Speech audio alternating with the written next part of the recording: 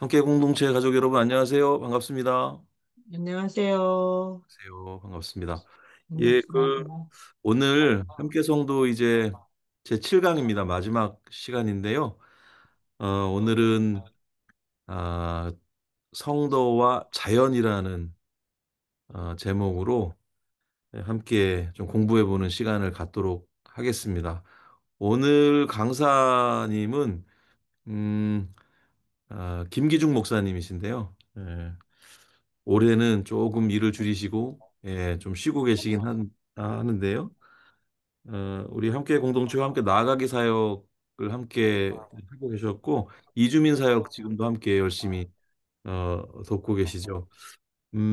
성도와 자연이라는 주제를 같이 좀 만들면서 주변에 이렇게 자연을 사랑하고 또 자연에 대해서 관심이 있는 분이 계시다는 게 참 저는 너무 다행스러웠고 참 감사하다는 생각을 했었어요.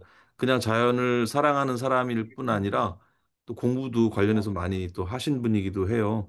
조직신학을 전공을 하셨는데 이 분야 중에서 생태신학으로 또 논문도 쓰시고 학위도 받으시고 그러셨거든요. 그래서 어찌 보면은 뭐 실천도 열심히 하시지만은 이론적으로도 굉장히 많이 갖추어진 그런 강사님이라고 생각이 듭니다. 우리 주변에 그런 귀한 분이 계셔가지고 조금 더 뭐랄까 오늘 뭐 강의는 짧은 시간이니까 좀 큰 이야기들 해주시겠지만 이 생태와 자연에 관련해서 또 우리 신앙과 관련해서 관심이 있으시다면 우리 김기중 목사님께 좀 같이 문의해 주시고 대화를 나눠 주셔도 굉장히 좋을 것 같다는 생각을 해보게 됩니다. 오늘 아무튼 뭐 어떤 얘기를 해주실지 저는 잘 모르겠지만 성도와 자연이라는 주제로 지금부터 우리 김기중 목사님 모셔서 강의를 듣도록 하겠습니다. 나와주세요. 큰 박수로 환영해 주시겠습니까? 네, 안녕하세요. 네, 반갑습니다. 시간이 조금 어, 늦은 시간이기도 하니까요. 지체 없이 바로 시작하도록 하겠습니다. 네, 그리고 이제 자세한 이야기는 이제 강의 마치고 질문하는 시간에 저기 같이 나누면 좋을 것 같아요. 제가 화면을 좀 이제 공유를 하겠습니다. 화면 네. 공유하실 때 잠시 광고를 드리자면 여러분 그 채팅창이 있어요. 여기에다가 강의 중에 궁금하신 게 있으시다면 여기 채팅창에 질문을 좀 남겨주시면 강의 말미에 함께 좀 질문을 읽고 또 목사님 답변을 듣는 시간 갖도록 하겠습니다. 활용해 주시기를 바래요. 네, 이어가 주세요, 목사님. 네, 네, 그동안 이렇게 수고 많으셨습니다. 이제 오늘이 마지막 시간 맞죠? 네, 그래서 조금 편한 마음으로 이제 강의를 하려고 하는데요. 이 성도와 자연이라는 이제 주제로 이야기를 하려고 합니다. 뭐 특별한 이야기라고 하기보다 제 박사 논문 주제예요. 그래가지고 이제 제가 이제 박사 논문을 이 주제로 썼고요. 이 피조 세계가 저는 이제 얼마나 고통 중에 있는지 이 생태신학과 동물신학 비교 연구를 진행했습니다. 생태신학, 뭐 동물신학 이런 말 너무 생소하실 텐데. 그런 것들이 있습니다. 네. 굉장히 이제 신학계에서는 이제 최근에 이루어지는 학문이고요. 이제 제가 이제 공부할 때는 주위의 목사님들이 되게 안 좋게 생각했는데 지금은 많이 좋게 생각해 주고 있습니다. 저는 연구를 통해서 기독교인이 우리 이 생태계나 자연에 대해서 얼마나 왜곡된 사고를 가지고 있는지 비판을 했고요. 기독교 신학이 지향하는 관점은 원래 무엇이었는지 조금이나마 논문을 통해서 좀 제시를 했습니다. 여러분 모두 느끼셨겠지만 이번 여름 정말 더웠죠? 네, 뭐 대답은 하실 수 없겠지만 다 더웠다고 아마 다들 엄청 더웠다고 이렇게 말씀하고 계신 것 같은데 혹시 이번 여름이 얼마나 더웠는지 기억에 남는 어떤 그런 이야기나 뭐 사례가 있었다면 혹시 이야기해 주실 분이 계실까요? 이번 여름에 너무 더워서 이런 일이 있었다. 뭐 한 분만이라도 얘기해 주시면 제가 긴장을 푸는데 많이 도움이 될 것 같습니다.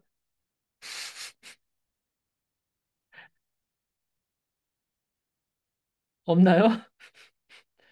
다들 어, 다 들어와 계신 거 맞죠?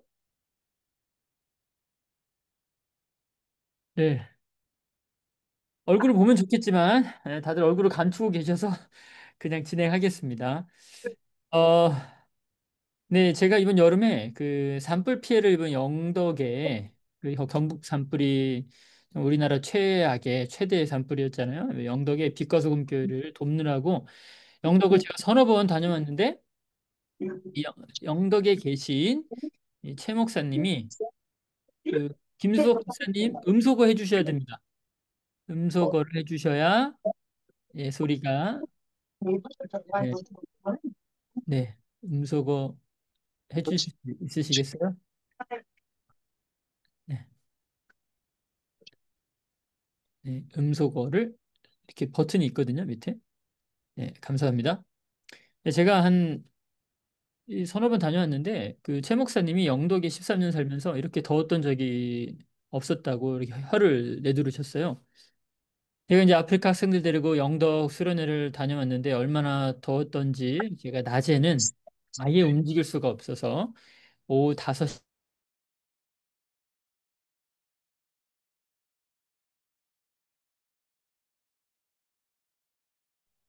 네 들리시죠? 네, 제가 오후 5시 반에 해수욕장에 이제 수영을 하러 갔고요. 침례식은 너무 더워서 저녁 7시에 바다에서 진행했습니다.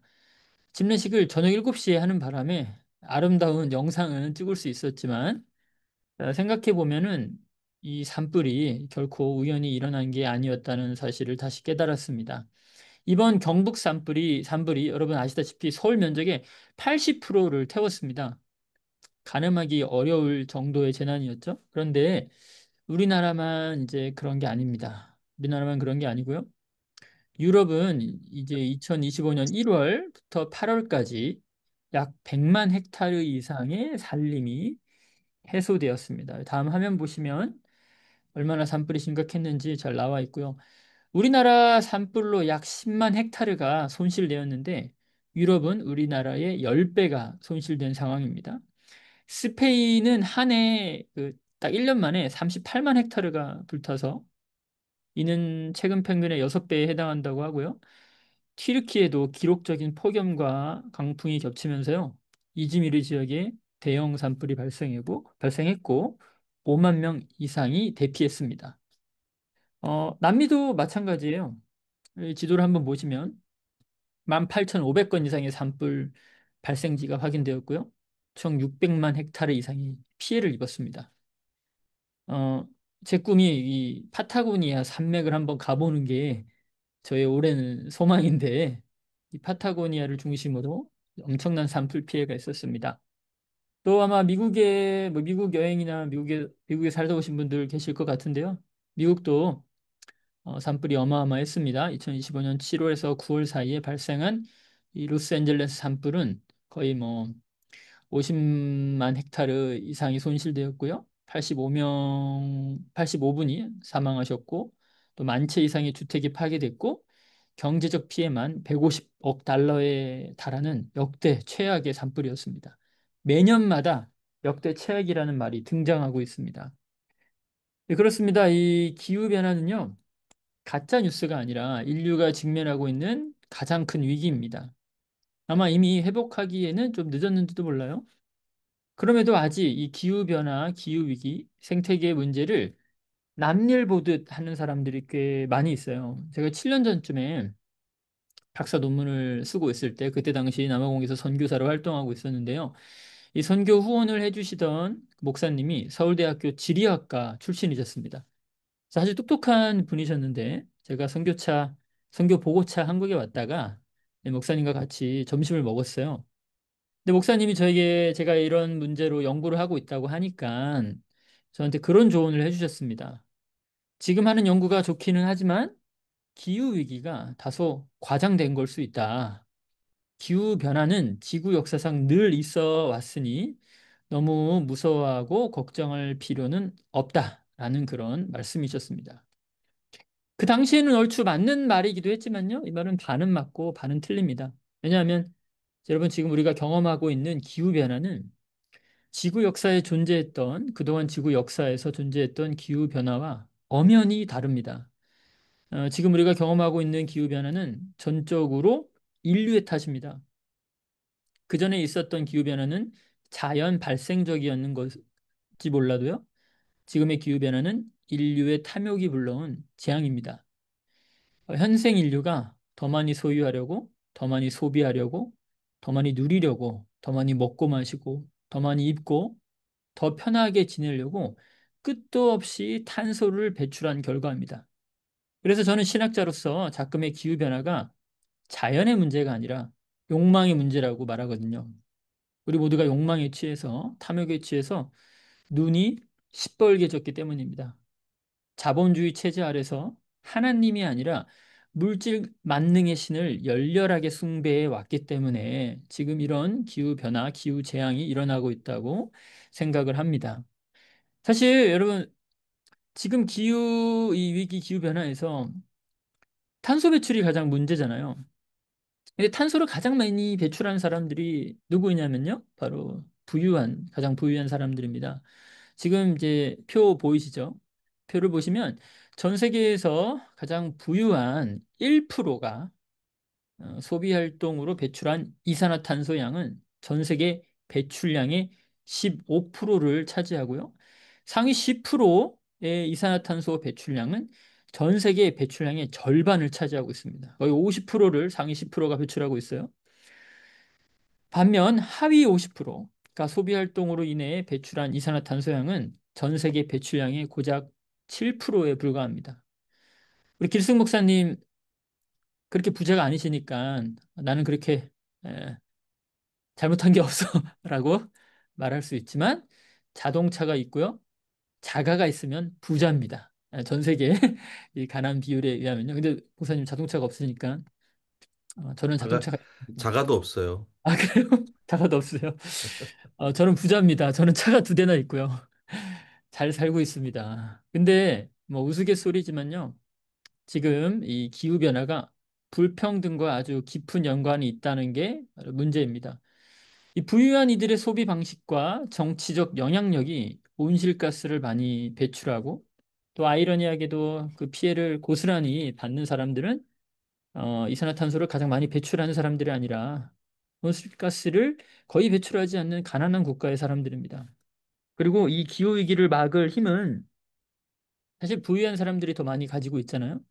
그런데 이 부유층은 기후위기에 적극적으로 대응하기보다 자신들이 가지고 있는 경제적, 정치적 영향력을 통해서 오히려 기후 정책을 방해하거나 약화시키는 경우가 너무 많습니다. 그래서 이렇게 기후 위기가 계속 지속되어 2023년에 여러 가지 위기가 닥쳐오면 1억 2천만 명이 절대 빈곤에 빠질 수 있다고 해요. 상대적 빈곤이 아니라 절대적 빈곤입니다. 우리나라 인구가 5천만인데 우리나라 인구의 두 배가 절대적 빈곤에 빠지게 되는 그런 아주 끔찍한 재앙이 일어나는 거죠. 실례로 제가 남아공에 있었을 때요, 전례 없는 가뭄이 온 적이 있습니다. 뭐 기후 변화의 어떤 영향이겠죠.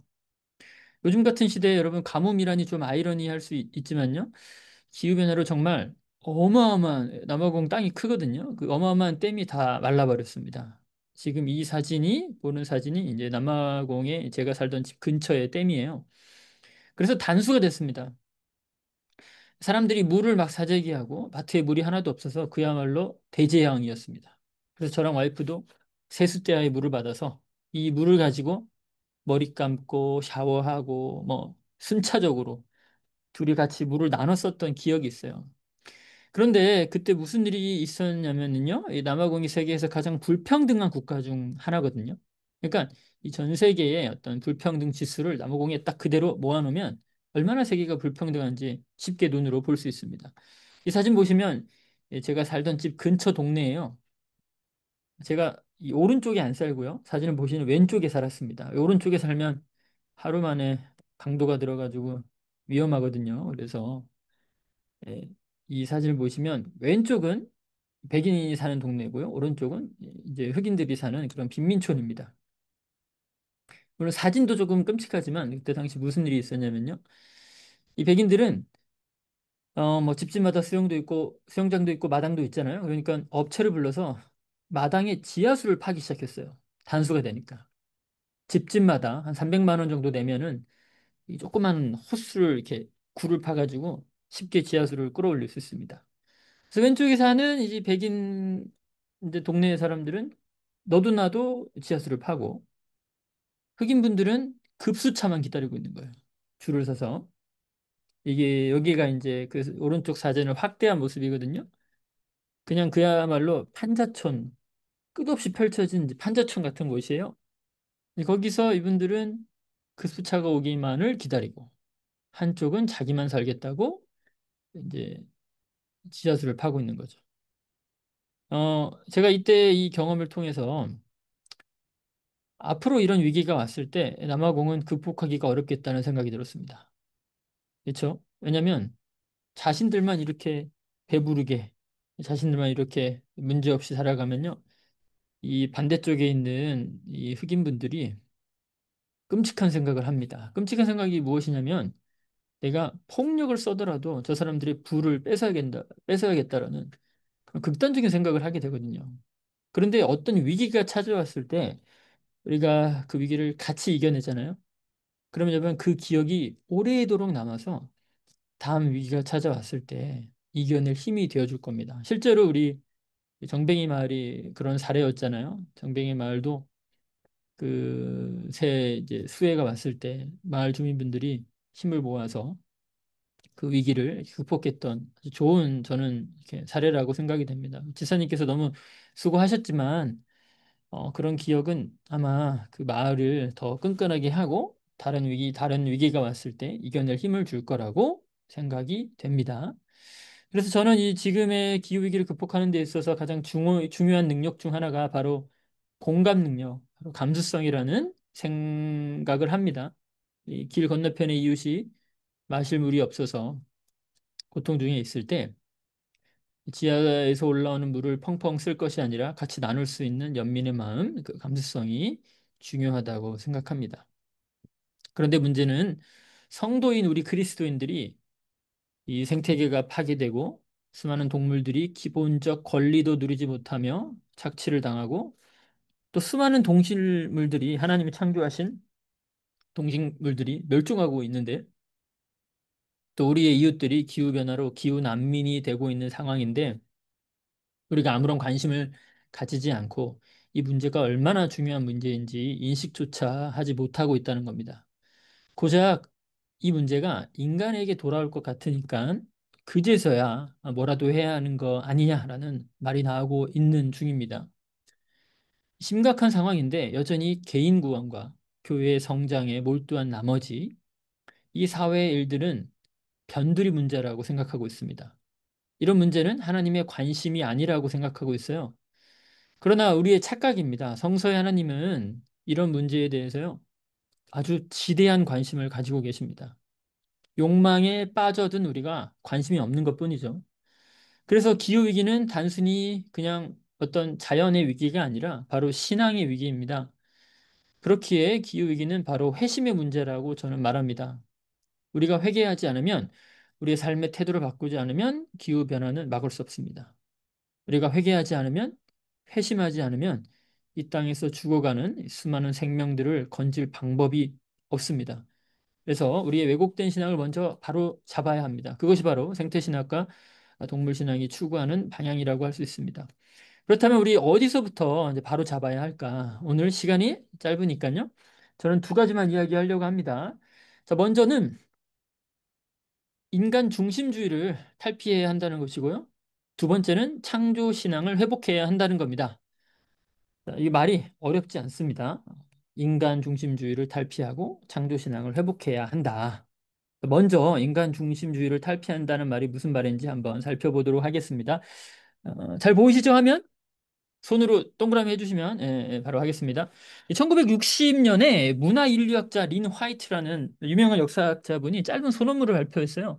생태계 위기의 역사적 기원이라는 뭐 역사적 뿌리라고도 하는데 그런 논문을 썼습니다. 이 아주 5장밖에 안 되는 짧은 논문이 기독교에 아주 큰 영향을 미쳤어요.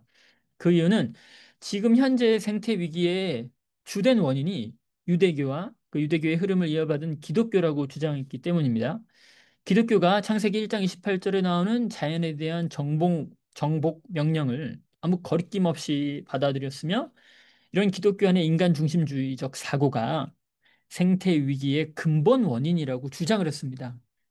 이 세속의 사람들, 세속 학자들은 어느 정도 동의를 했고요. 반면에 여러 목사님들과 신학자들은 아주 강하게 반박을 했습니다. 사실 기독교가 잘못한 것이 있는 것도 사실입니다. 그러나 이런 인간 중심주의의 본래, 이 본래 이거는 기독교의 산물이라고 하기보다는요, 근대의 산물이라고 하는 것이 더 타당하다고 저는 생각을 합니다. 여러분, 근대가 뭐죠? 근대가 이 과학과 인간의 세계관에 가장 끼친 큰 충격은 바로 지동설의 발견이거든요. 그러니까 천동설에서 지동설로 넘어간 겁니다. 그런데 아이러니하게 인간은 천문학적으로 지구가 중심이 아니라는 사실은 받아들였지만 당시 교회는 굉장히 이 사실을 부정했죠. 동시에 문화적으로는 오히려 무슨 일이 있었냐면 문화적으로 오히려 인간을 세상의 중심에 두는 인간 천동설로 넘어가 버렸습니다. 근대 이전에 천동설을 신봉하던 사람들은 자신을 자연의 일부로 인식을 했고 하나님과 자연 앞에서 나름 겸손한 태도를 유지하면서 살았어요. 신을 무시하거나 자연을 함부로 훼손하는 일은 스스로 자제되었습니다. 그런데 지동설이 제기되고 그것이 과학적 사실로 확립되면서 인간은 자연을 탐구하고 지배할 수 있다는 새로운 자신감을 얻게 되었습니다. 인간 이성에 대한 무한한 신뢰가 생기면서 오히려 모든 세상이 인간을 중심으로 돌아간다고 하는 그런 인간 중심주의적 바벨탑을 쌓기 시작한 거죠. 특히 계몽주의 시대에 이런 전환이 더 극대화됐습니다. 계몽주의는 아시다시피 인간 이성을 절대화하면서 신의 권위 없이도 세상을 이해하고 지배할 수 있다는 믿음을 확산시켰습니다. 여러분, 우리가 만약 계몽주의 시대에 태어났으면 아프면 목사님 찾아갑니다. 그리고 또 내가 뭐 경제적으로 힘들면 목사님 찾아가서 원인을 묻죠. 그럼 그 당시에 이제 뭐 목사님이나 주교분들이 기도로 병을 치료해 준다거나 아니면은 네가 이런 병을 겪게 된 것은 너가 뭐 나쁜 일을 해서 병을 얻게 된 거야라는 식으로 다 교회에서 설명을 얻었어요. 그런데 이 계몽주의 시대를 거치면서 더 이상 사람들이 어떤 세상을 이해하기 위해서 세상을 설명하기 위해서 교회를 찾아가지 않죠. 과학자가 설명해주고 천문학자가 우주의 원리의 법칙을 설명해 줍니다. 그런데 이 계몽주의가 어떤 인간의 이성을 활발히 하면서 과학과 기술의 진보를 이루은 것은 명백한 사실이죠. 우리 다 계몽주의 이대의 사람들 아닙니까? 우리가 얼마나 많은 혜택을 받았나요? 그러나 이 단점은 뭐냐면 바로 자연을 너무 객체화시켰다는 거예요. 자연을 연구 대상으로만 바라보면서 마음대로 연구하고 파괴하고 착취해도 되는 어떤 그런 존재로 여기게 되었습니다. 그래서 실제로 데카르트는 동물을 단순한 어떤 정교한 기계로 규정하면서 동물들은 고통을 느끼지 못한다고 얼마든지 연구할 수 있다라고 그런 발판을 마련했고요. 칸트조차도 도덕적 존엄은 오직 이성을 가진 인간에게만 속한다고 주장했습니다. 이성적 능력이 없는 다른 동물들은 어떤 이 목적이 아니라 수단으로 활용될 수 있다라는 거죠. 그래서 자연을 철저히 대상화하고 수단화하는 그런 사고를 이 제도화시켰습니다. 결국 이 린 화이트가 아까 말씀드린 문화 역사학자 린 화이트가 지적했던 이 기독교 안의 인간 중심주의는 사실상 근대 과학 혁명과 계몽주의의 세계관 속에서 강화됐다고 하는 것이 사실은 더 맞는 말입니다. 기독교 본래의 이 창조의에는 돌보고 가꾸라는 창세기 2장 15절을 바탕으로 청지기적 책임을 우리가 갖고 있는데요. 근대 이후에 근대적 영향을 받은 기독교가 마찬가지로 자연을 정복과 개발의 대상으로만 바라보게 된 겁니다. 우리 기독교에 문제가 있다면 이런 근대 인간 중심주의적 사고를 그대로 흡수했고 더 활발히 작용시켰다는 데 있습니다. 비판의 목소리를 견지해야 하는 기독교가 오히려 식민주의나 자본주의나 인간 중심주의를 부추겼다는데 바로 우리 기독교의 과오가 있습니다. 우리의 과오를 인정하지 않고 우리는 잘못이 하나도 없다라고 말하는 태도는 절대 사람들을 설득할 수 있는 그런 태도가 아니겠죠. 그래서 기독교 안에서도 바로 이런 자정의 목소리가 이제 등장하게 되는데요. 그 자정의 목소리 중 하나가 바로 기독교 신론에 대한 비판이에요. 신론이라는 것은 하나님에 대한 어떤 연구를 말합니다. 그동안 이 전통적인 기독교가 하나님의 초월성을 너무 강조해온 나머지 하나님을 어떻게 주로 묘사했냐면요. 하나님을 제왕적이고 가부장적이고 군주적이며 위계적인 분으로 그렇게 묘사해 왔습니다. 하나님을 그렇게 이해하게 된 결과가 무엇이냐면 바로 식민주의, 인종주의, 자본주의 등 자연 파괴를 허용하는 그런 제국주의적 종교로 기독교를 탈바꿈해 왔다는 거죠. 이제 그런 비판이 기독교 안에서 등장하게 된 겁니다.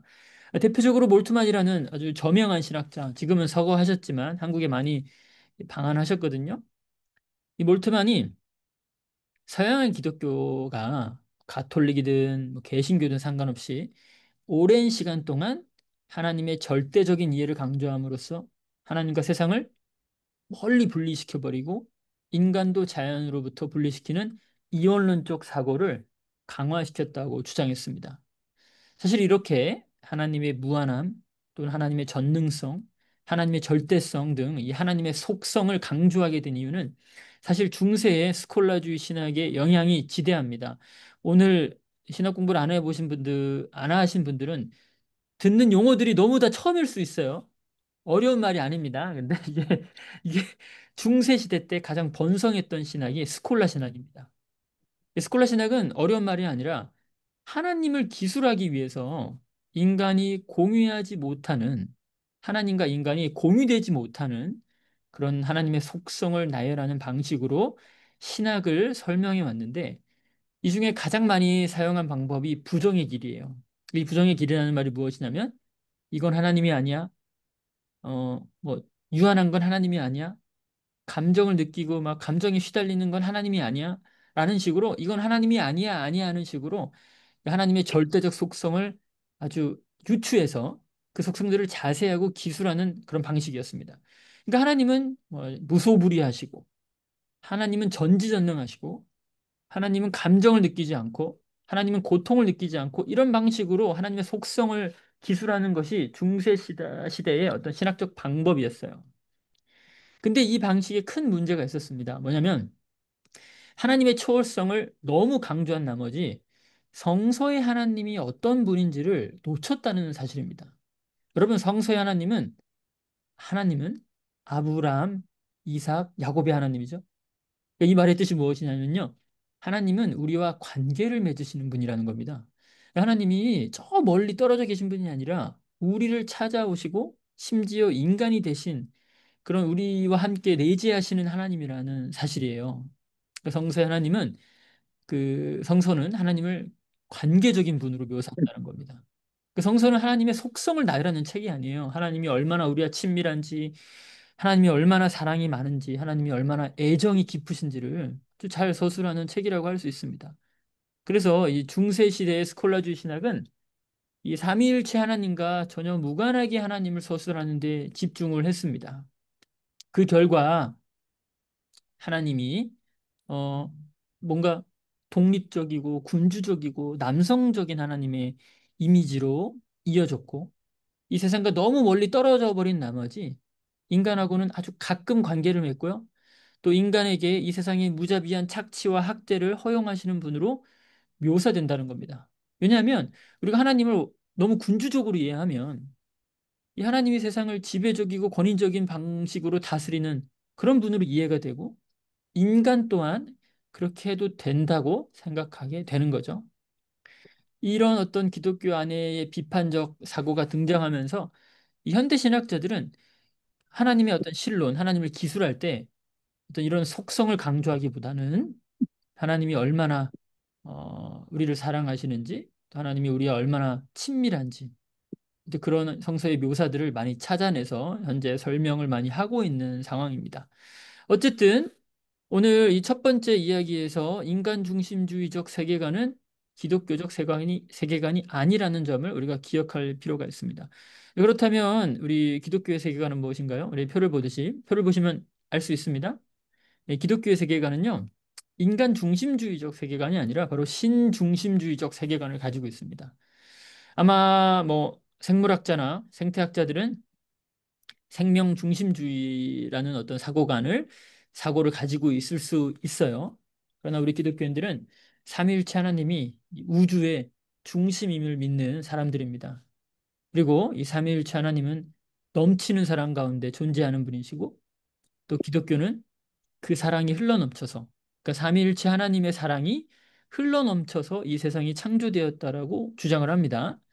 그래서 우리는 이 인간 중심주의를 넘어서서 인간만이 이 세상의 주인이고 인간만이 가장 뛰어나고 탁월하고 모든 것을 다스릴 수 있는 권한이 있고 막 이런 그런 인간 중심주의에서 벗어나서 바로 이 세상의 만물의 주인은 오직 하나님이시고 우리는 다른 피조물과 같이 하나님을 섬기고 하나님을 예배하는 어떤 그런 신중심주의로 넘어가야 합니다.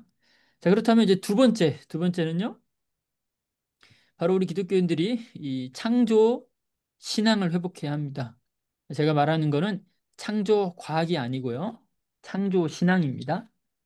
제가 이 생태 신학을 다른 곳에서 이렇게 할 때도 제가 누누이 강조하는 바이지만 우리가 이 기후위기라는 어떤 생태계 문제에 적극적으로 동참해야 되는 이유는 바로 이 세계가 단순히 자연, 스스로 자자에 그러하게 될 그렇죠? 스스로 그러하게 되었다라는 그런 자연이 아니라 바로 하나님이 창조하신 창조 세계이기 때문이라는 겁니다.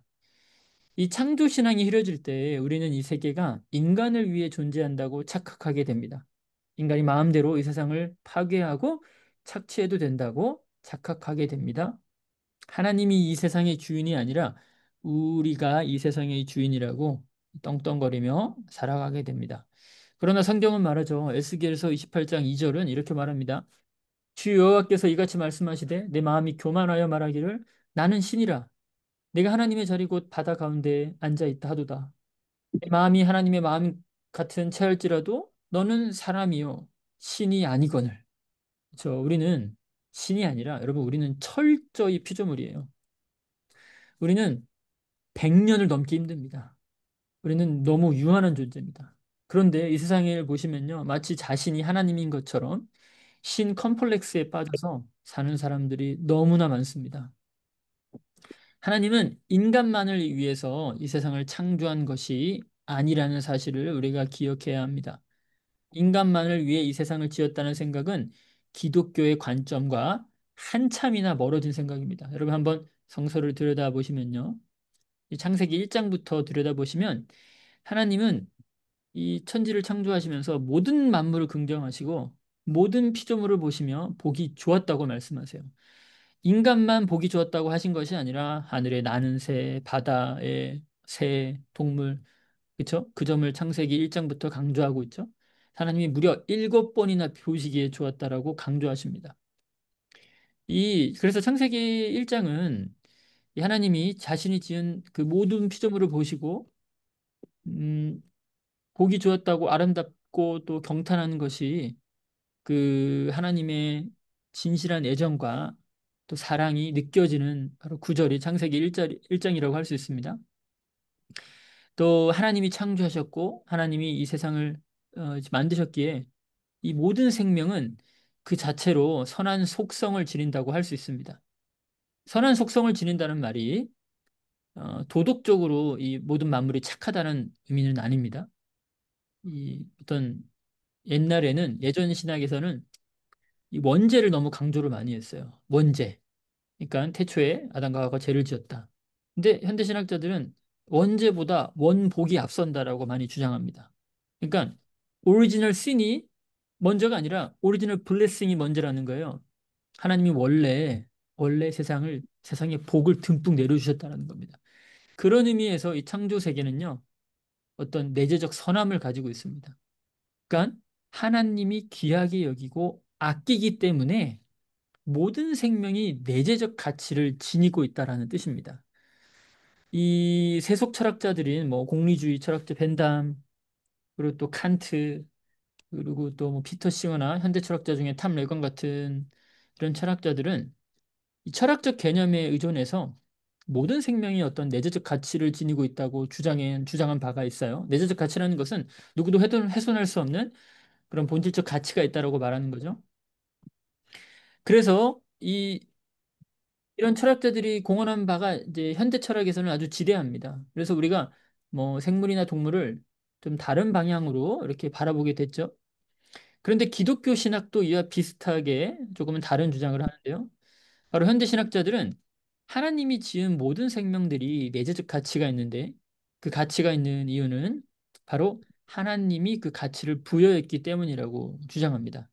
그래서 영국의 신학자 뭐 앤드류 린지라는 분은 이를 신적 권리라고 지칭을 했는데 그것은 무슨 뜻이냐면요. 모든 생명에 대한 권리는 하나님만이 가지고 있다는 겁니다. 그러니까 하나님이 주인이시기에 우리가 이 세상의 어떤 생명도 함부로 대할 수 없다라는 거예요. 하나님만이 모든 만물의 주인이며 모든 자연 만물이 하나님께 지음 받았기에 내재적, 누구도 훼손할 수 없는 내재적 가치를 지니고 있다는 겁니다. 이런 의미에서 여러분 세상이 선하게 창조되었다고 말할 수 있습니다. 물론 하나님이 이 창조하신 세상이 선하다고 말하는 것은 극단적인 의미에서 이 세상이 완벽하다는 것을 의미하지는 않습니다. 이 세상에 그늘진 면이 존재하는 것은 분명 사실입니다. 이 세상은 분명 타락한 부분이 있고요. 구원될 필요가 있습니다. 그런데 이제 제가 말하고자 하는 바는 무엇이냐면요. 이 세상의 질병, 파괴, 잘못된 권력은 우리 창조주 하나님이 의도한 점이 아니라는 점을 분명히 해야 합니다. 이건 하나님이 의도하신 게 아니라 사실 어떻게 보면 우리가 잘못 바라보고 우리가 그런 방향으로 이끌어갔던 부분들이 많이 있는 거죠. 그래서 하나님이 보시기에 좋았다라는 말의 의미는 현 세계를 무비판적으로 긍정해야 된다는 말이 아니라 이 세계가 본래 하나님이 보시기에 좋은 세계였기 때문에 하나님이 보시기에 좋았던 세상으로 다시 바꾸어 나가야 한다라는 정언 명령입니다. 정언 명령이 이제 이 독일 철학자 임마누엘 칸트가 제시한 윤리학의 어떤 핵심 개념 중 하나인데 정언 명령이라는 것은요, 조건이나 목적에 의해 좌우되지 않고 무조건적이고 보편적인 어떤 도덕적 명령을 말합니다. 그 기독교인들의 정언 명령은 무엇이냐? 바로 하나님이 보시기에 좋은 세상을 만들어 가야 한다는 거예요. 우리 보기에만 좋은 세상이 아니라 하나님 보시기에 좋은 세상을 만들어 가야 한다는 것이 바로 창조 신앙의 본질입니다. 저, 뭐, 더 자세한 이야기 하면 좋겠지만, 하나님이 이제 창세기 보시면 하나님이 우리만 이 땅에 번성하라고 하지 않고 모든 생명을 바라보시면서 너희들에게 주어진 그 삶을 풍성히 살으라고 이렇게 말씀하셨습니다. 그래서 이 창세기 1장 21절, 22절 보면요. 우리가 뭘 깨달을 수 있냐면 바로 우리가 창조 제 6일에 함께 지어졌습니다. 함께 지어진 한 분 하나님으로부터 나온 친족 공동체라는 사실을 우리가 알 수 있습니다.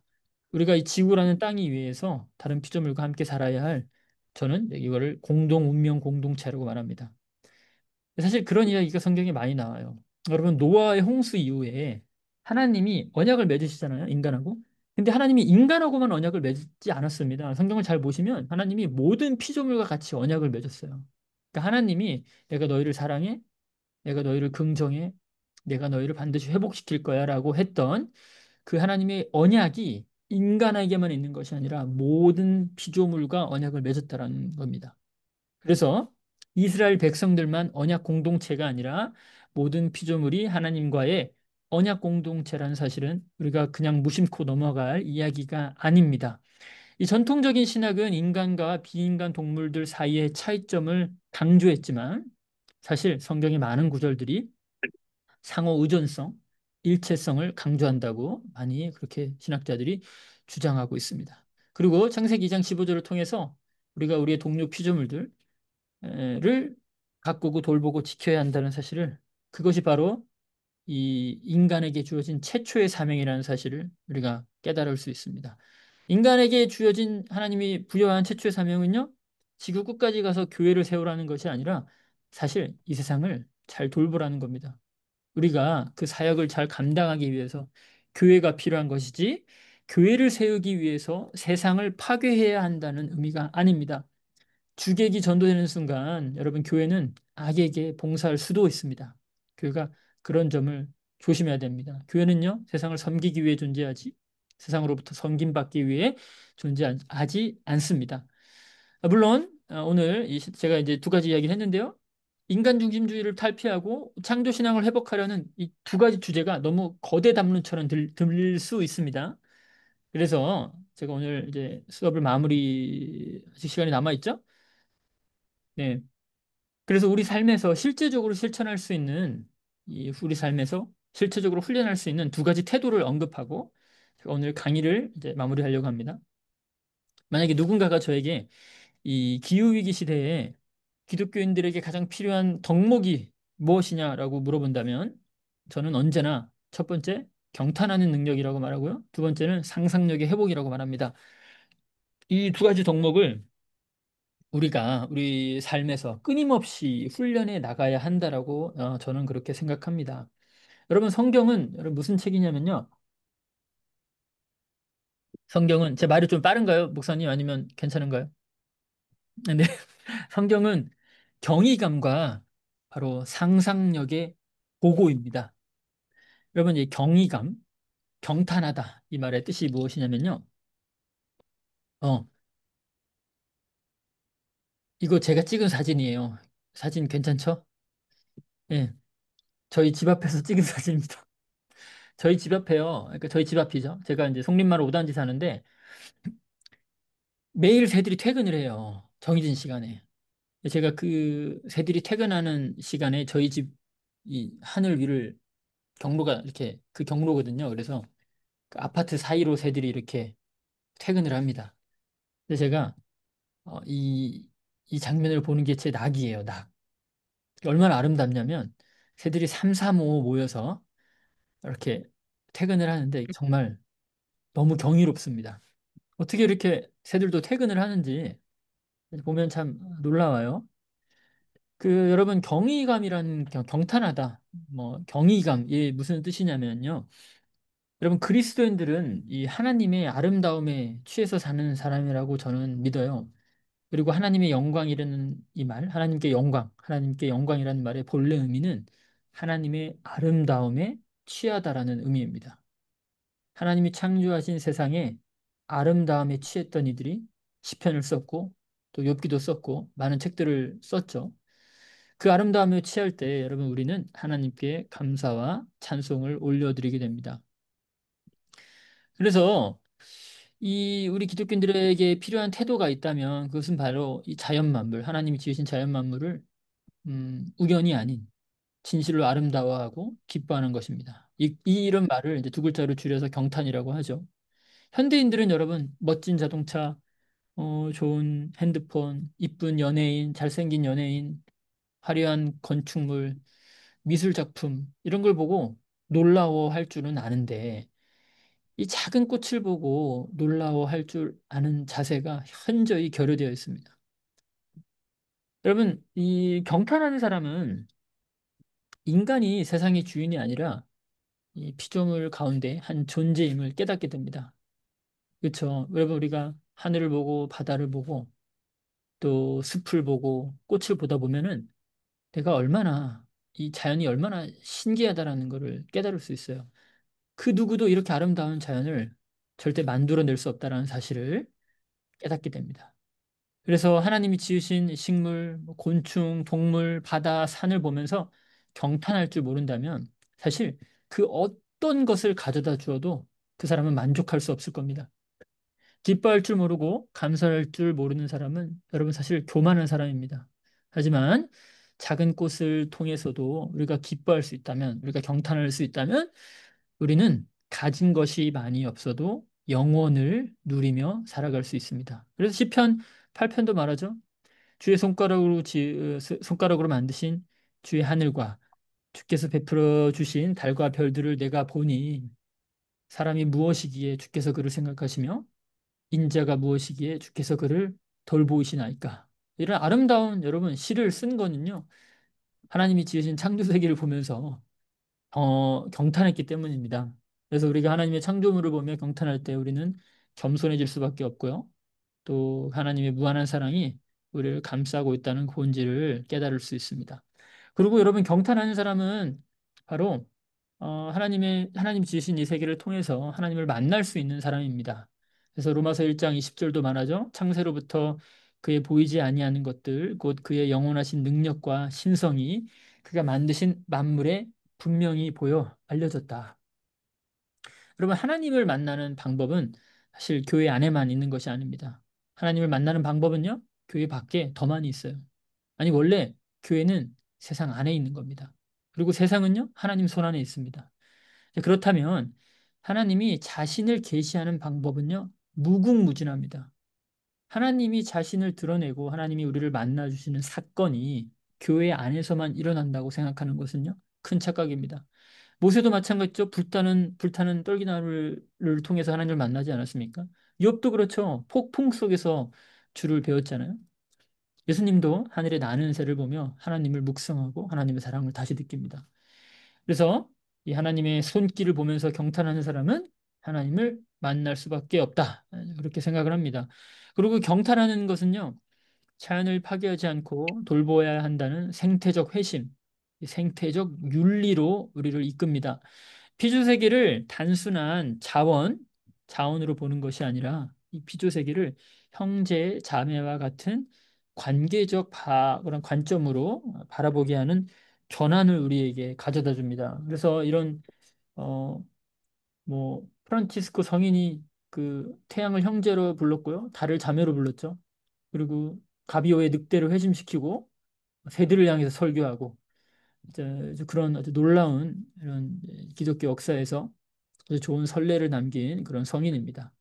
그리고 여러분 경탄은요, 단순히 미적 감상에서만 끝나는 것이 아니라 이것을 지켜야 한다는 이 신앙적, 윤리적 결단을 낳는다는 점에서 우리 현대를 살아가는 기독교인들에게 정말로 필요한 태도라고 말할 수 있습니다. 두 번째, 우리 현대인들에게 필요한 어떤 현대 기독교인들에게 필요한 태도는요, 바로 예언자적 상상력입니다.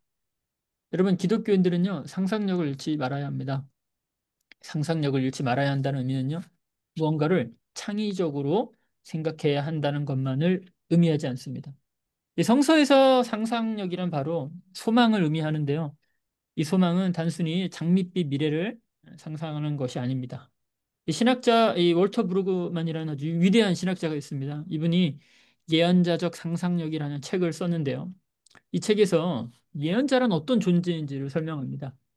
여러분, 예언자는 단순히 현실이 어렵다고 해서 불평하지 않고 현실에 안주하지도 않고 단순히 불안과 절망만을 이야기하지도 않고 무엇보다 이 억압적 왜곡된 현실을 비판하고 새로운 가능성을 제시하고 있다고 말합니다.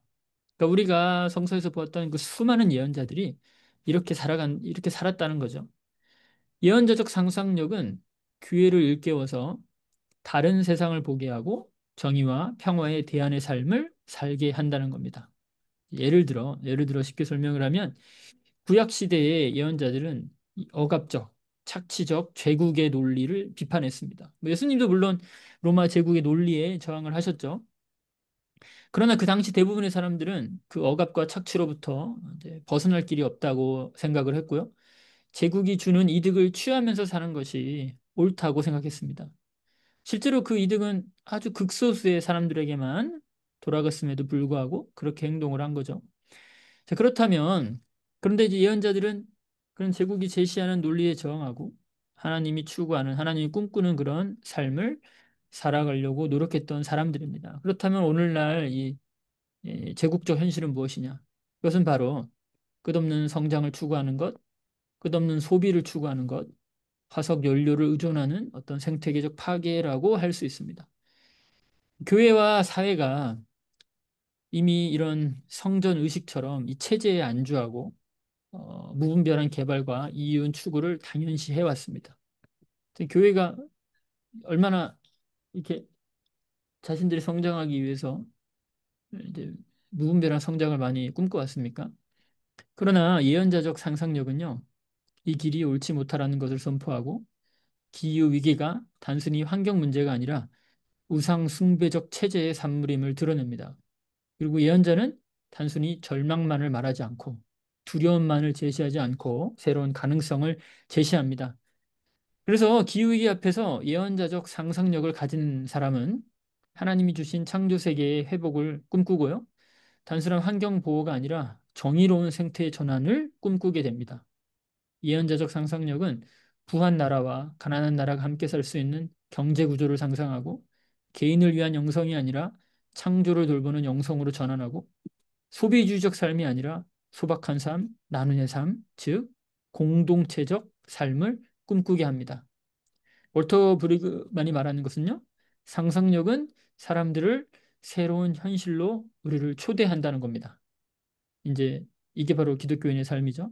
돈이 전부라고 말하는 세상에서 돈 없으면 살 수 없다라고 말하는 세상에서 대안의 삶이 가능하다고 말하는 것이 바로 기독교가 추구하는 예언자적 상상력이라고 할 수 있습니다. 그래서 여러분 우리가 기독교인들이 새로운 세상을 꿈꿔야 됩니다. 그런데 이 새로운 세상을 꿈꿨던 성서에서 새로운 세상을 가장 열렬히 꿈꾸었던 사람이 누구냐? 그런 분이 누구냐라고 했을 때 바로 예수님입니다. 예수님. 그러면 예수님은요, 모두가 가능하지 않다라는 그런 시점에서, 그런 환경에서 새로운 하나님 나라의 삶을 상상했고요. 그 하나님 나라의 삶을 꿈꾸셨습니다. 그래서 우리 기독교인들도 마찬가지죠. 우리 기독교인들은 가능성에 의존해서 살아가는 삶이 아니라 하나님의 꿈에 의존해서 하나님의 꿈을 상상하며 살아가는 사람들인 겁니다. 가능해 보이지 않아도 포기하지 않고 가능해 보이지 않아도 대안적 삶을 살아가는 분이라고 할 수 있습니다. 제가 마지막으로 이분 이야기를 하고 이제 강의를 마치려고 하는데요. 어, 이분 뭐 기독교인은 아닙니다. 그런데 이 제주 곶자왈에 말 생추어리를 운영하는 이 김남은 대표라는 분이 계세요. 제가 이분을 책을 통해서 알게 됐는데 이분이 뭐 놀면 뭐하니인가요? 뭐 그런 프로그램도 나오고 이런저런 TV 프로그램 많이 나오셨더라고요. 원래 이분이 이제 프로 골퍼셨는데 말을 되게 좋아하셨습니다. 근데 이분이 무슨 사실을 알게 됐냐면 경주용 말이 퇴역을 하면 달리지 못한다는 이유로 그저 살처분되고 가축이 아니라는 이유로 뭐, 뭐 말을 잘라서 종량제 봉투에 버리거나 묻어버리는 현실을 보게 된 거예요. 그리고 이분이 너무 이 사실이 끔찍하다는 생각이 들어서 이 퇴역 말들을 자기가 사비로 보호하기 시작했습니다. 그래서 뭐 주위의 사람들은 어떻게 그 많은 말들, 태형 말들을 어떻게 네가 다 보호할 것이냐라고 현실을 이야기했지만 이분이 이 말들을 보호하고 돌보기 시작했어요. 근데 이분이 환경단체 소속도 아니고요. 자격증도 없었습니다. 그냥 이 말을 타던 사람으로 경주마들이 속절없이 도축되는 걸 볼 수가 없었던 겁니다. 연민의 마음이 있었던 거죠. 그래서 이 프로골퍼라는 직업도 그만두고 지금 방목해서 곧자월에서 말을 방목해서 같이 살아가고 있습니다. 웬만해선 말한테 굴레도 씌우지 않아요. 그냥 같이 사는 법을 배우고 있는 거죠. 물론 이 말 생추얼이라는 개념이 지금 우리나라의 생추얼이라는 어떤 이 곳이 5군데밖에 안 됩니다. 왜냐하면 지금 우리나라가 곰 사육이 전면 폐지되면서 곰들을 지금 곰들을 위한 생추어리를 만들었고 또 강원도는 이제 뭐 코뿔소라는 어떤 또 그런 소들을 보호하는 생추어리가 있어요. 그리고 이제 제주도에 이제 말 생추어리가 있는데 이 당시에는 말 생추어리라는 어떤 개념도 공무원들이 몰라서 어떻게 법을 마련해야 되는지 뭐 이런 걸 다 몰랐던 거죠. 근데 이분이 혼자서 그런 거를 막 공부하고 연구하면서 지금 그런 개념을 지금 만들어낸 거예요. 그리고 돈이 없으면 골프 레슨 하면서 이제 사료값을 벌었습니다. 그래서 지금 어떻게 됐을까요? 한 5년이 흘렀거든요. 지금 이곳이 어떻게 됐냐면 수많은 사람들이 이곳을 오가면서 말들과 교감하고 위로를 받고 돌아갑니다. 그래서 수많은 사람들이 이곳에 유재석도 이제 왔다 간 거죠. 그래서 사람들이 이 말이 좋은 환경에서 풀을 뜯는 것만 봐도 그냥 힐링이 된다고 그래요. 말과 눈을 맞추고 또 이 말들이 되게 프렌들리해서 사람들에게 다가오기도 하고 사람들과 교감하고 또 말과 같이 초원을 함께 걷는 뭐 그런 것도 한다고 합니다. 그래서 이 김 대표는 말합니다. 이 곶자왈이라는 곳에서 동물과 자연에 대한 존중, 또 생명에 대한 사랑, 그리고 인간과 자연이 어떻게 함께 살아가야 하는지 상상을 하고 실천하게 된다는 거죠. 그래서 저는 이런 상상력이 우리 기독교인들에게 더 필요하지 않을까 이런 생각을 해봅니다. 이번 이 7주간의 강의 주제가 함께 성도인데 여러분 이 주제처럼 성도는요 거룩한 이제 예수님의 길을 따르는 그런 성도죠. 성도는 함께 살아야 합니다. 물론 당연히 하나님과 함께 해야 하고요. 또 이웃들과 함께 해야 됩니다. 그리고 이 세상의 모든 피조물이 우리의 이웃이라는 점을 기억할 필요가 있습니다. 그래서 여러분 기독교인들은요, 하나님, 이웃, 동료 피조물들과 함께 살아가는 존재를 의미합니다. 네, 이상입니다. 여기서 강의를 마치도록 하겠습니다. 예, 네, 수고 많으셨습니다. 우리 김기중 목사님께 우리 감사의 박수 한번 같이 보낼까요? 네, 너무 빼곡한 밀도 있는 강의 해주신 것 같습니다. 제 목소리 들리세요? 네, 잘 예, 예, 들립니다. 예. 아, 제가 중간에 이어폰을 좀 잘 안 들려서 꽂는 바람에. 아, 예. 그러면 그 여러분들도 잘 좀 메모하면서 들으시는 모습을 좀 봤는데요. 어, 보니까 질문이 하나 들어와 있어요. 우리 최병옥 집사님, 어, 산업이 발전하면서 인류의 편의가 증가되고 있는데 대부분의 사람들이 이런 편의성 증대를 포기하고 차를 타지 않는다는 등의 전향적인 환경 친화적 변화를 기대하기 어려울 것 같아요. 현재 누리는 인류의 편의성은 유지하면서 환경 친화적인 변화를 가져올 수 있는 방법이 있을까요? 이런 질문을 주셨습니다. 예, 기준 목사님 답변을 한번 대답을 네, 들어보도록 이게 하겠습니다. 너무 어려운 질문이어서. 아, 근데 이 말이, 물론 우리는 어, 편하고 싶죠. 현대인들은 편하고 싶습니다. 근데 우리가 너무 편하고 싶은 나머지, 그렇죠? 우리가 더 누리고 싶은 나머지 이, 정말 폭발적으로 늘어나는 탄소 배출을 줄일 방법이 없죠. 근데 저는 그렇게 생각을 해요. 어떻게 생각하냐면 조금 불편하면 어떤가 이런 생각을 해봅니다. 여러분 운동할 때 편하게 운동하는 방법 없잖아요. 운동하려면 불편해야 되잖아요. 운동을 하려면 몸을 많이 써야 건강해지잖아요. 그렇죠? 그래서 저는 이 불편함을 안 좋은 것으로 생각은 안 했으면 좋겠어요. 제가 이제 존경했던 제 은사 교수님이, 대학교 은사 교수님이 한평생 차 없이 살았습니다. 늘 버스를 타고 다니셨어요. 뭐 돈이 없는 것도 아니고, 부족한 것도 없는데, 늘 버스를 타고 다니셨고, 여름에는 긴팔을 반팔로 접어 입고 다니셨고요.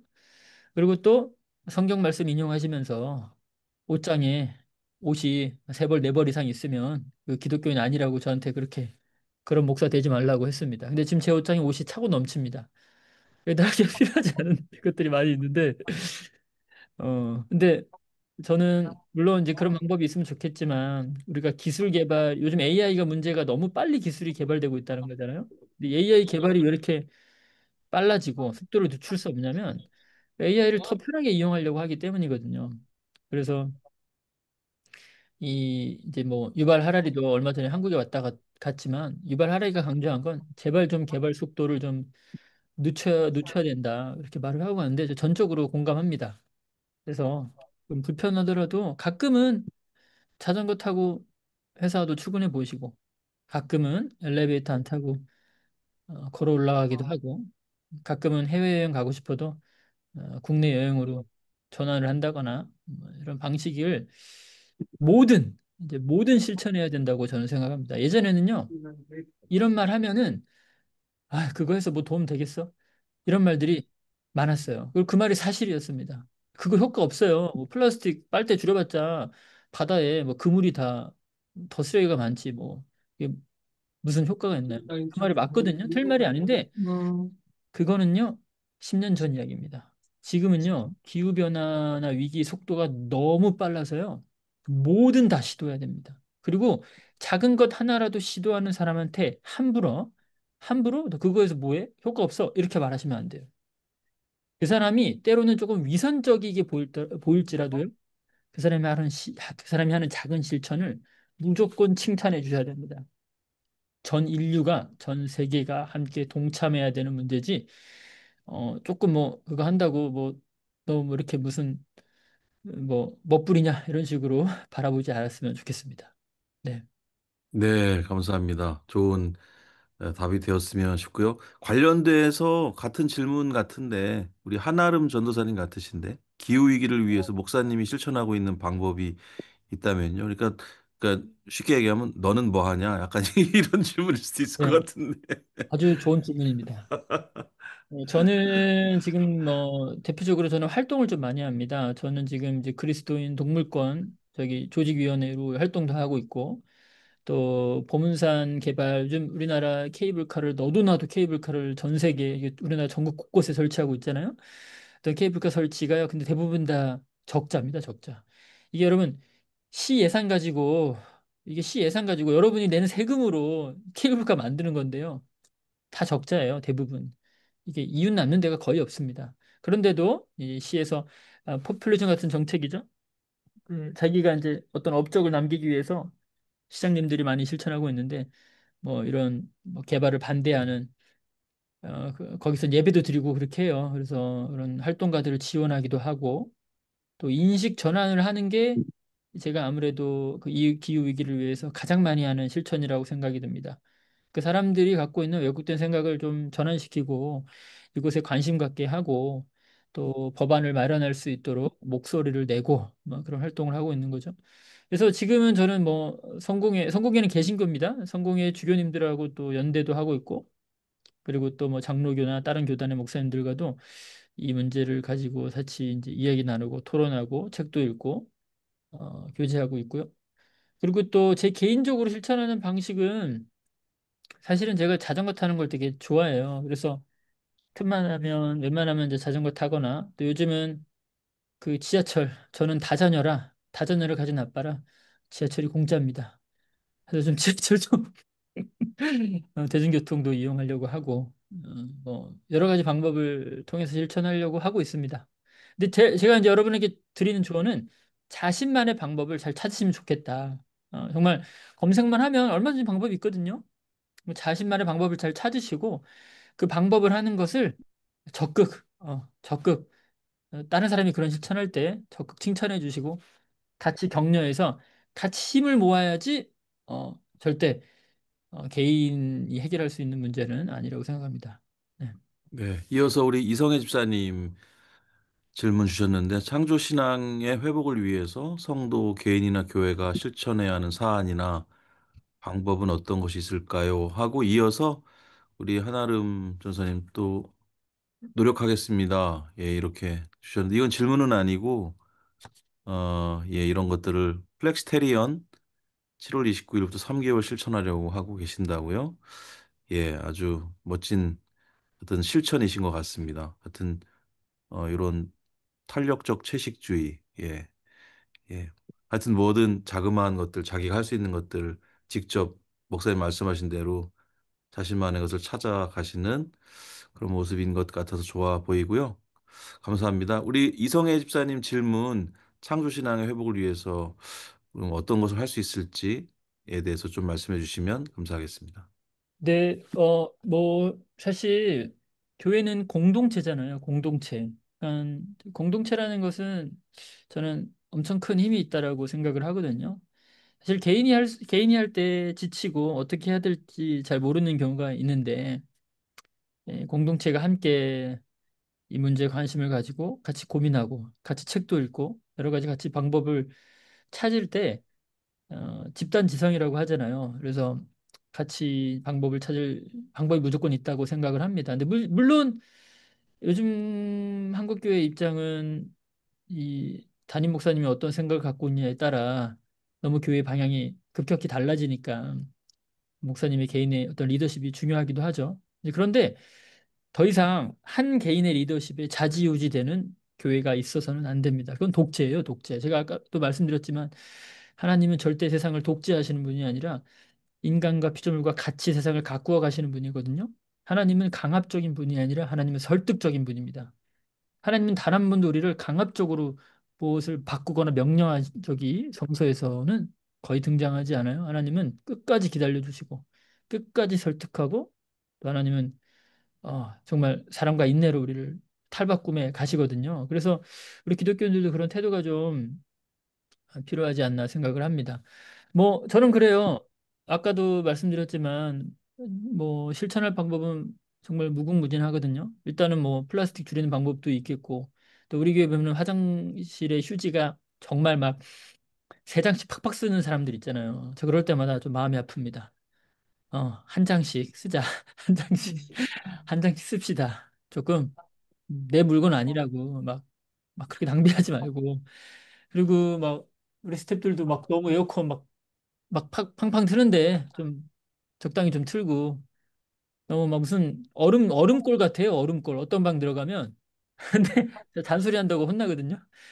근데 조금 그런 것도 좀 이렇게 조심했으면 좋겠고, 무엇보다 이 교회 안에서 우리가 설교나 또 우리 길스 목사님이 작년인가요? 작년에도 이 주제로 한번 설교를 해주셨는데, 그런 식으로 자꾸 또 이야기 나누고, 또 저는 우리 교회가 그런 거 하나 만들었으면 좋겠어요. 뭐 생태환경위원회 이런 거 만들어서 그 생태환경위원회에서 같이 목소리 모으고 고민하고, 또 어떻게 교회가 이 문제에 접근해야 될지 좀 논의를 같이 하면 좋지 않을까 이런 생각을 해봅니다.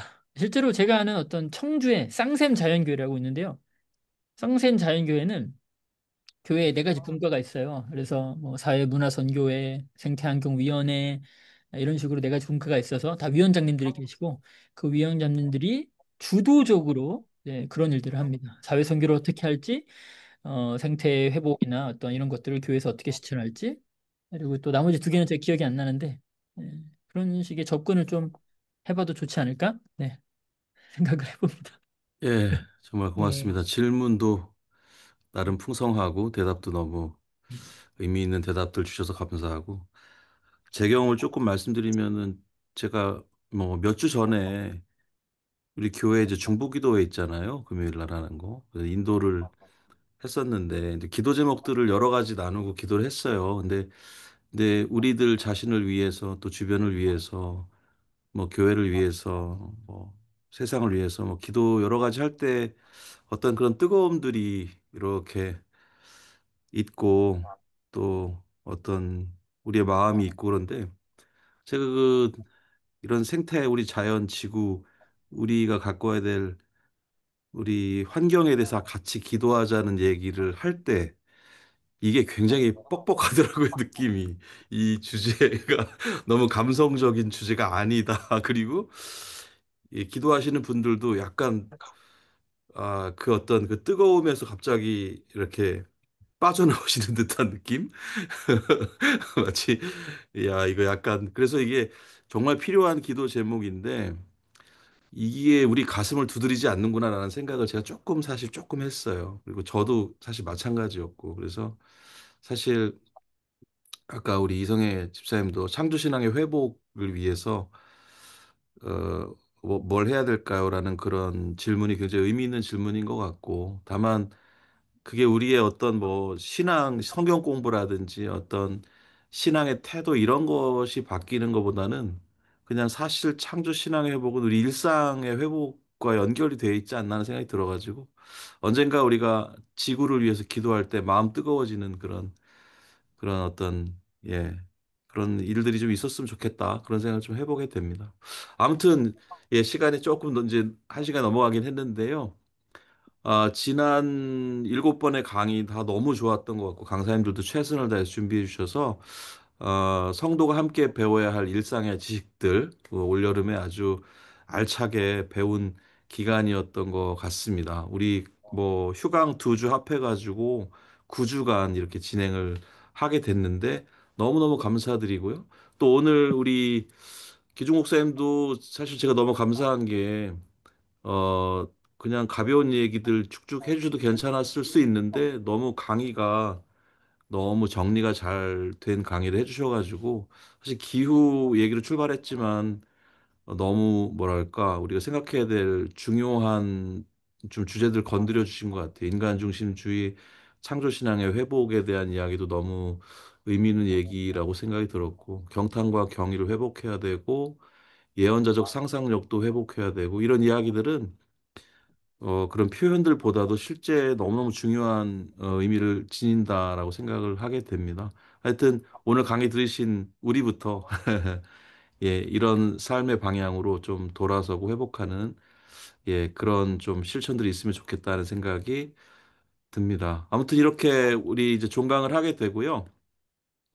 잠시 쉬었다가 이제 함께 성서의 시간이 돌아옵니다. 가을에 찾아가는 성경 공부로 지역을 찾아가면서 하는 성경 공부 있잖아요. 그거 다시 시작하고요. 함께 성도는 이제 겨울방학쯤에 다시 기획해서 다시 찾아뵙도록 하겠습니다.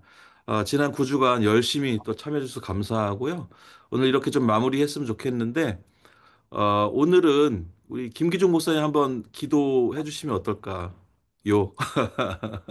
기도해 네. 주시고, 예, 근데 이제 모든 강의를, 예, 마지막 마치는 걸로. 강의인데 우리 같이 예, 얼굴 보면서 이 사진 예. 한번 찍으면 어때요? 같이 화면 아, captu로. 별론가요?